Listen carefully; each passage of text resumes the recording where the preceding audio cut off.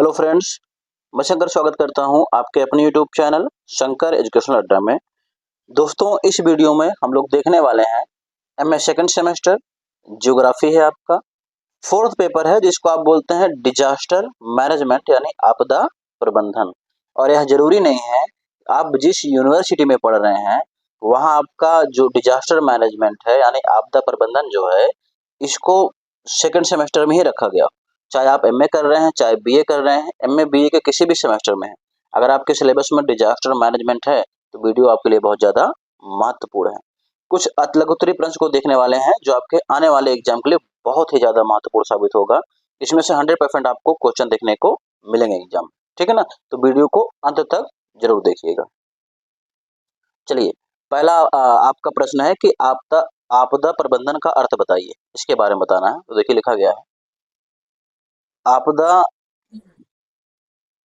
Sorry थोड़ी तबीयत खराब है, जुकाम हुआ है, उसकी वजह से आवाज में अगर थोड़ी प्रॉब्लम हो तो मैनेज कर लीजिएगा।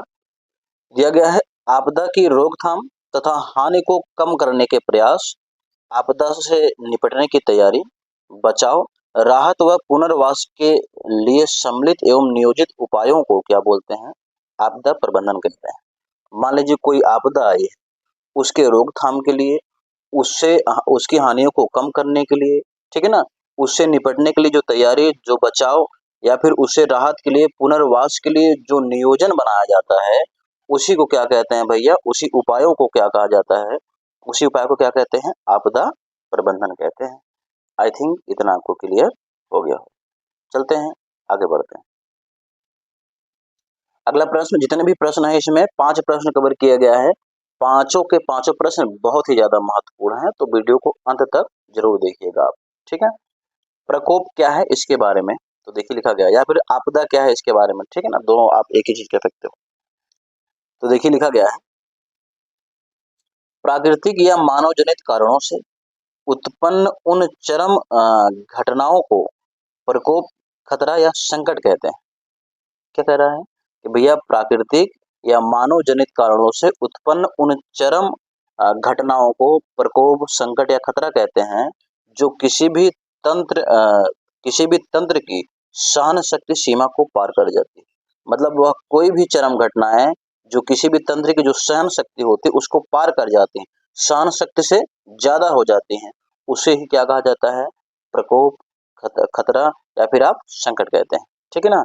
इससे क्या होता है? भारी क्षति होती है।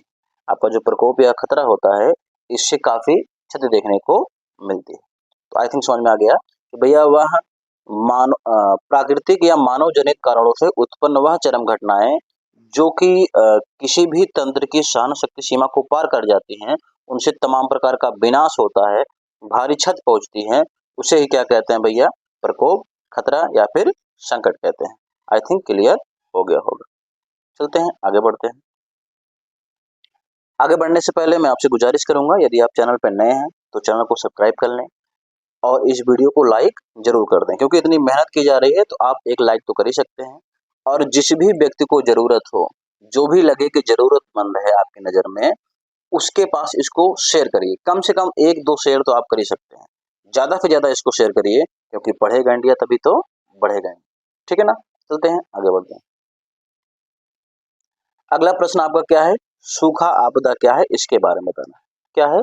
सूखा क्या होता है या फिर सूखा आपदा क्या है, इसके बारे में आप लोगों को बताना है। तो देखिए लिखा गया, भारतीय मौसम विभाग के अनुसार उस दशा को सूखा कहा जाता है जब किसी क्षेत्र में होने वाली सामान्य वर्षा से, ठीक है ना, सामान्य वर्षा से वास्तविक वर्षा जो है 75% से कम। क्या कह रहा है? मान लीजिए कोई स्थान है, कोई क्षेत्र है, वहां जो सामान्य वर्षा होती है उस सामान्य वर्षा से 75% प्रतिशत की अगर वर्षा कम होती है तब उसको क्या बोला जाता है भैया? सूखा आपदा कहते हैं, ठीक है ना। आगे देखिए लिखा गया है कि विभाग द्वारा जो है सूखे के 2 वर्ग बताए गए हैं, यानी मौसम विभाग द्वारा सूखे के 2 वर्ग बताए गए हैं।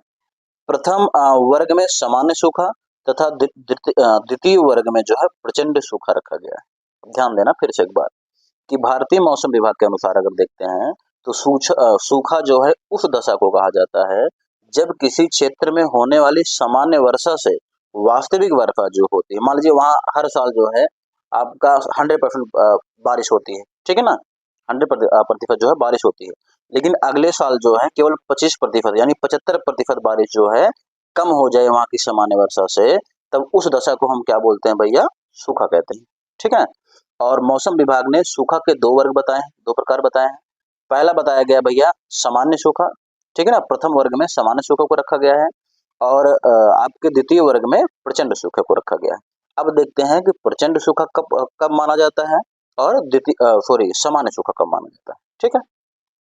तो देखिए लिखा गया है कि जब किसी क्षेत्र में होने वाली सामान्य वर्षा से, ठीक है ना, जब किसी क्षेत्र में होने वाली सामान्य वर्षा से वास्तविक वर्षा जो है 25 से 50% तक कम होती है, ठीक है। मान लीजिए कोई क्षेत्र है, वहाँ जो उसका नॉर्मल वर्षा का रेट है, ठीक है ना, जो सामान्य वर्षा दर है, उससे जो है 25 से 50% वर्षा वहाँ अगर कम होती है, तब उसे तो सामान्य सूखा कहा जाता है, ठीक है ना। लेकिन क्या होता है, जब आपका वही वर्षा जो है 50% से अधिक कम अभाव हो जाए, 50% से अधिक कम हो जाए, जैसे 60%, 70%, 75%, तब उस सूखे को हम क्या बोलते हैं, प्रचंड सूखा कहते हैं, ठीक है ना। तो देखिए लिखा गया है, जबकि 50% से अधिक वर्षा का अभाव होने पर उसे प्रचंड सूखा कहा जाता है, ठीक है ना।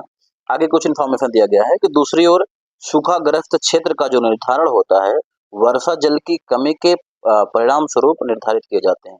यानी जो आपका सूखाग्रस्त क्षेत्र होता है, वर्षा जल की कमी के कारण जो है उनके अनुसार जो है उनको निर्धारित किया जाता है। आई थिंक इतना आपको क्लियर हो गया होगा। चलते हैं आगे बढ़ते हैं। अगला आपका प्रश्न क्या है, सूखा प्रबंधन क्या है। काफी महत्वपूर्ण प्रश्न है, ये पूछा जाता है बार बार, इस बार भी पूछे जाने की संभावना है। तो देखिए लिखा गया है, सूखा प्रबंधन से अभिप्राय सूखा निवारण एवं नियंत्रण के उपायों से। मान लीजिए जो सूखा प्रबंधन है, उसका मतलब यह है कि सूखा जो है उसका निवारण कैसे किया जाए और उस पे नियंत्रण कैसे पाया जाए, उसके लिए जो उपाय बनाए जाते हैं वही आपका सूखा प्रबंधन के अंतर्गत आता है, ताकि सूखे के दुष्प्रभावों को कम किया जा सके। भैया जो सूखा है उससे जो दुष्प्रभाव होने वाले हैं उसको कम किया जा सके। चूंकि वह एक प्राकृतिक आपदा या प्रकोप है, अतः इसे रोकना तो संभव नहीं है। भैया जो आपका सूखा है यह एक प्राकृतिक आपदा है, या फिर आप कह सकते हैं प्राकृतिक प्रकोप है। इसे पूरी तरीके से रोकना तो संभव नहीं है, लेकिन सूखा प्रबंधन में क्या होता है, सूखा पड़ने से पूर्व, ठीक है ना, सूखा पड़ने से पूर्व के उपाय तथा सूखा के दौरान राहत के लिए जो कार्य होते हैं उनको सम्मिलित किया जाता है। यानी ध्यान देना, जो सूखा है आपका, वो सूखा भैया आपका प्राकृतिक घटना है, प्राकृतिक आपदा है, उसको रोका नहीं जा सकता है। लेकिन सूखा पड़ने से पहले कुछ नीतियां अपनाई जाती है, ठीक है ना, और सूखा होने के बाद जो वहाँ अकाल पड़ता है उसकी राहत के लिए जो कार्य किए जाते हैं उन्हें ही सूखा प्रबंधन कहा जाता है, या फिर सूखा प्रबंधन में सम्मिलित किया जाता है। आई थिंक इतना क्लियर हो गया होगा। चलते हैं अगले प्रश्न की तरफ, जो कि आज का हमारा अंतिम प्रश्न है। वीडियो ज्यादा लंबी ना हो इसलिए हम 5-5 प्रश्न ही कवर अप करेंगे इसमें, ठीक है ना। अगला क्या है, बाढ़ है क्या है, ये भी काफी महत्वपूर्ण प्रश्न है, पिछली बार पूछा गया है। क्वेश्चन पेपर इसमें रहेगा, अगर देखना चाहते हैं तो आप क्वेश्चन पेपर उठा करके देख सकते हैं, ठीक है ना, डिस्क्रिप्शन में लिंक डाल दिया जाएगा। आगे बाढ़ क्या है, तो लिखा गया है, ऐसी प्राकृतिक आपदा जो सामान्यतः अतिवृष्टि के कारण उत्पन्न होती है, बाढ़ कहलाती है।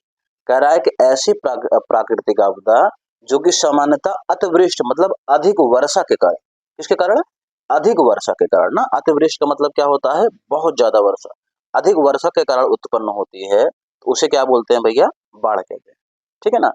अत्यधिक वर्षा या बांध व तटबंध टूट जाने से क्या होता है, नदी के सामान्य जल में स्तर में वृद्धि हो जाती है तथा निकटवर्ती भूभाग जो होता है जलमग्न। कह रहा है कि भैया जब अत्यधिक वर्षा हो जाती है या फिर कोई बांध या तटबंध टूट जाता है, तो नदी के जल का जो सामान्य स्तर होता है उसमें ज्यादा वृद्धि हो जाती है, और जो नदी के जो पास पड़ोस के यानी निकटवर्ती जो भूभाग होते हैं वो जल से पूरी तरीके से भर जाते हैं, जलमग्न हो जाते हैं। उसी स्थिति को क्या कहते हैं भैया, बाढ़ कहते हैं, ठीक है। तो शॉर्ट में कैसे कह सकते हैं कि भैया ऐसी प्राकृतिक आपदा जो सामान्यतः अधिक वर्षा के कारण उत्पन्न होती है वो बाढ़ कहलाती है, ठीक है ना। आई थिंक इतना क्लियर हो गया होगा। अगर वीडियो समझ में आई है तो मैं फिर से कह रहा हूँ, चैनल को सब्सक्राइब और वीडियो को लाइक करना मत भूलिएगा। और इस वीडियो को ज़्यादा से ज़्यादा शेयर करिए, क्योंकि पढ़ेगा इंडिया तभी तो बढ़ेगा इंडिया। मिलते हैं आपसे अगली वीडियो में।